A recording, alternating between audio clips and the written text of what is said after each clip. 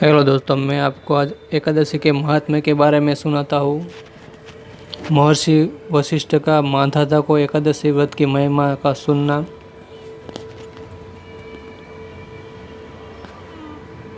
मांधाता ने पूछा, जो भयंकर पाप रूपी सूखे या गीले ईंधन को जला रख सके ऐसी अग्नि कौन, यह बताने की कृपा करे। तीन ब्रह्मपुत्र तीनों लोकों में त्रिविध पाप ताप के निवारण का कोई भी ऐसा सुनिश्चित उपाय नहीं है जो आपको ज्ञात न हो। अज्ञानावस्था में किए हुए पाप को शुष्क और जानबूझकर किए पाप को आर्द्र कहा गया है। वो भूत वर्तमान और भविष्य कैसा ही क्यों न हो, किस अग्नि से दग्ध हो सकता है, यह जानना मुझे अभिष्ट है। वशिष्ठ बोले, नृपश्रेष्ठ, सुनो, जिस अग्नि में शुष्क अथवा आर्द्र पाप पूर्ण दग्ध हो सकता है वह उपाय बताता हूँ। जो मनुष्य भगवान विष्णु के दिए एकादशी तिथि आने पर जितेंद्रिय हो, उपवास करके भगवान मधुसूदन की पूजा करता है, आंवले के स्नान करके रात में जागता है, वह पापों को धो बहा देता है। राजन, एकादशी नामक अग्नि से पातक रूपी ईंधन 100 वर्षों से संचित हो तो ही शीघ्र ही भस्म हो जाता है। मनुष्य जब तक भगवान पद्मनाभ के शुभ दिवस एकादशी तिथि को उपवास पूर्वक व्रत नहीं करता, तभी तक इस शरीर में पाप ठहर पाते हैं। सहस्त्रों अश्वमेघ और सैकड़ों राजसूय यज्ञ एकादशी व्रत की 16वीं कला के बराबर भी नहीं हो सकते। एकादश इंद्रियों द्वारा जो पाप किया जाता है वह सबका सब जो पाप किया जाता है वह सब के सब एकादशी उपवास से ही नष्ट हो जाता है।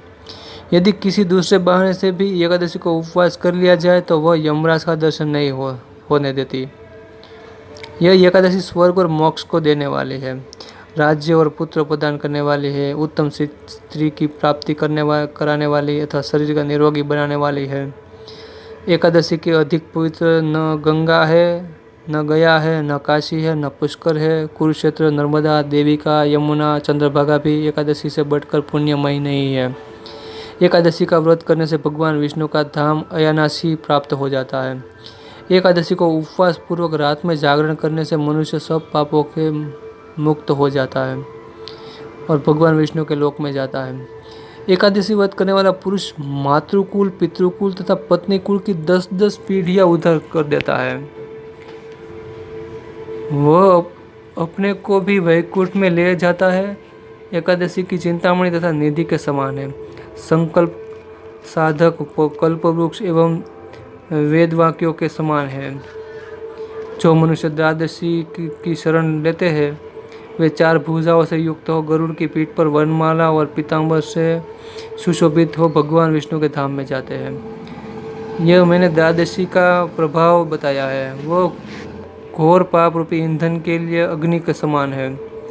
पुत्र पौत्र आदि विपुल योगों, अप्राप्त वस्तुओं अथवा भोगों की इच्छा रखने वाले धर्मपरायण मनुष्य को सदा एकादशी के दिन उपवास करना चाहिए। जो मनुष्य आदरपूर्वक एकादशी व्रत करता है वह माता के उदर में प्रवेश नहीं करता, उसकी मुक्ति हो जाती है। अनेक पापों से युक्त मनुष्य निष्काम या सकाम भाव से यदि एकादशी का व्रत करता है तो वो लोकनाथ भगवान विष्णु के अनंत पद वैकुंठ धाम को प्राप्त कर लेता है।